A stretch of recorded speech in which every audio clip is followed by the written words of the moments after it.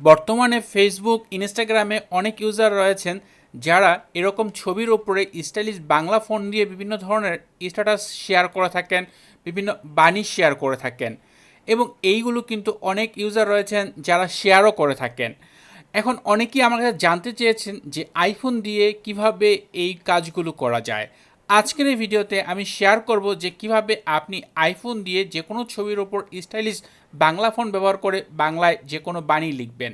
এজন্য একটি অ্যাপ আপনাদের ব্যবহার করতে হবে যার নাম হচ্ছে ফন্টো।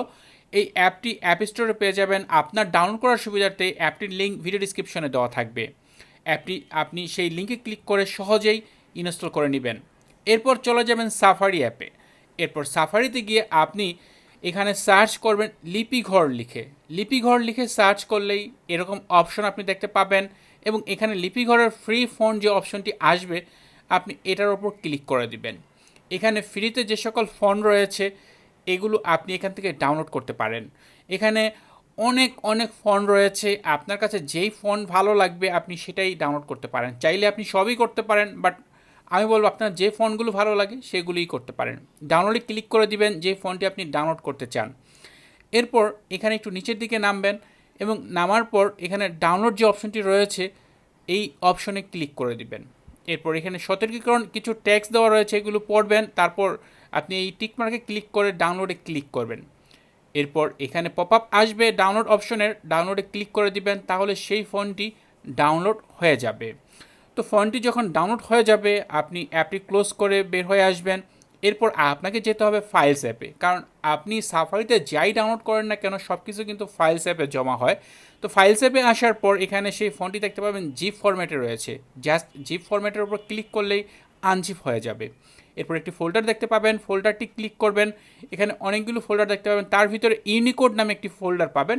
ইউনিকোড ফোল্ডারে গেলে আপনি এখানে দুইটা ফন্ট দেখতে পাবেন, দুইটা সেম ফন্ট, বাট একটা হচ্ছে বোল্ড আর একটা হচ্ছে আনবোল্ড। যে কোনো একটা আপনি এভাবে প্রেস করে ধরে শেয়ারে ক্লিক করবেন।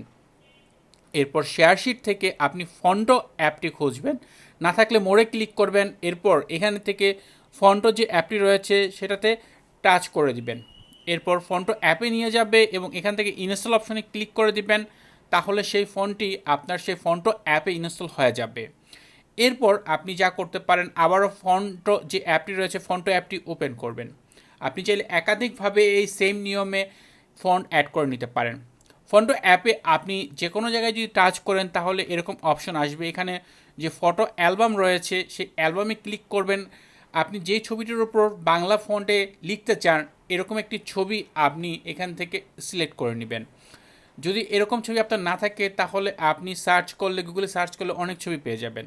ধরুন এরকম একটা ছবি আমি সিলেক্ট করলাম, ডানে ক্লিক করে দিলাম। এরপর সেই ছবির উপর যদি আমি লিখতে চাই যে কোনো জায়গায় টাচ করলেই যে অ্যাড টেক্সট অপশনটি চলে আসবে, অ্যাড টেক্সটে ক্লিক করবেন। এরপর যদি আপনি বাংলা লিখতে চান বাংলা সিলেক্ট করে আপনি এখানে যা লিখতে চান তা সুন্দর করে লিখবেন এবং সাথে সাথে দেখতে পাবেন আপনার যে ফন্ট সেই ফন্টটা কিন্তু এখানে শো হয়ে গেছে। তো এভাবে আপনি খুব সুন্দরভাবে আপনি যে কথাগুলো বাংলায় লিখতে চান সুন্দর করে লিখবেন। এরপর এখানে দেখেন অ্যালাউন যে অপশনটি রয়েছে, এখানে আপনি লেফট, তারপর সেন্টার, তারপর রাইট অপশন রয়েছে। আপনি এখান থেকে আপনার পছন্দ মতো যে কোনোটা সিলেক্ট করতে পারেন। তারপর ডানে ক্লিক করে দিয়ে আপনি সেটা ছবির কোন জায়গায় শেয়ার করবেন সেটা আপনি সিলেক্ট করে সেখানে নিয়ে যেতে পারেন। এরপর এখান থেকে এই লেখার উপর টাচ করলে আপনি অপশন পাবেন, এখানে সাইজ পাবেন, তারপর হচ্ছে স্টাইল পাবেন।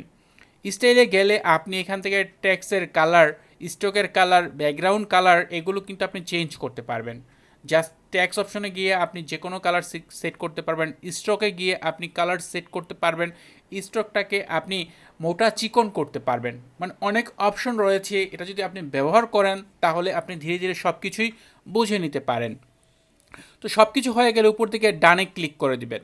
ব্যাস হয়ে গেল আমাদের কালার সেট করা। এরপর এটা টাচ করে আপনি চাইলে এটাকে আরও বড় করতে পারেন, কারণ লেখাটা যদি ছোট হয় অনেক সময় দেখতে ভালো লাগে না, আপনি বড় করতে পারেন। এরপর সব কিছু ঠিকঠাক থাকলে আপনি চাইলে ফন্টও চেঞ্জ করতে পারেন। যদি আপনি একাধিক ফন্ট আপনার এই ফন্টো অ্যাপে ইনস্টল করে নিয়ে থাকেন, এই ফন্ট অপশনে ক্লিক করলে এই ফন্ট অপশন পাবেন এবং এরপর এখান থেকে আপনি যে ফন্টটা আপনার কাছে ভালো লাগে সেটা আপনি এখান থেকে সিলেক্ট করে দিবেন, যাতে টাচ করার সাথে সাথে দেখতে পাবেন নতুন একটি ফন্ট অ্যাড হয়ে গেছে।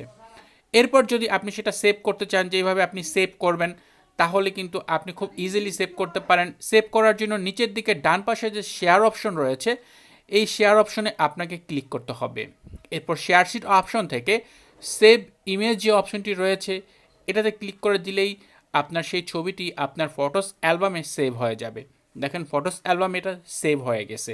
এখন চাইলে আপনি এটাকে সরাসরি এভাবে আপনার সোশ্যাল মিডিয়াতে পোস্ট করতে পারেন, অথবা চাইলে এটাকে ক্রপ করে কিছুটা মডিফাই করে নিতে পারেন। এরপর আপনি দেখতে পাবেন যে এটা যখন আপনি নিয়মিত করতে থাকবেন, আপনার এই যে ট্যাক্সের ওপর মানে ছবির ওপর ট্যাক্স করার যে স্টাইলগুলো, এগুলো আপনার মানে ধীরে ধীরে আপডেট হতে থাকবে। আপনি এক এক সময়ে মানে আগের চেয়ে ভালোভাবে আপনি এগুলো তৈরি করতে পারেন। তো এই ছিল ভিডিও যে কিভাবে আপনি আইফোন দিয়ে কোনো একটি ছবির ওপরে বাংলা স্টাইলিশ ফন্ট ব্যবহার করবেন এবং সোশ্যাল মিডিয়ায় শেয়ার করবেন। আশা করি ভিডিওটি আপনাদের জন্য অনেক ইউজফুল হবে। ভিডিওটি ভালো লাগলে ভিডিওতে লাইক দিবেন, কমেন্ট করবেন। এছাড়া চ্যানেলটি সাবস্ক্রাইব না করা থাকলে নিয়মিত আইফোন রিলেটেড ভিডিও দেখার জন্য চ্যানেলটি সাবস্ক্রাইব করে নেবেন। কথা হবে পরের ভিডিওতে। সে পর্যন্ত ভালো থাকুন, সুস্থ থাকুন। আল্লাহ হাফেজ।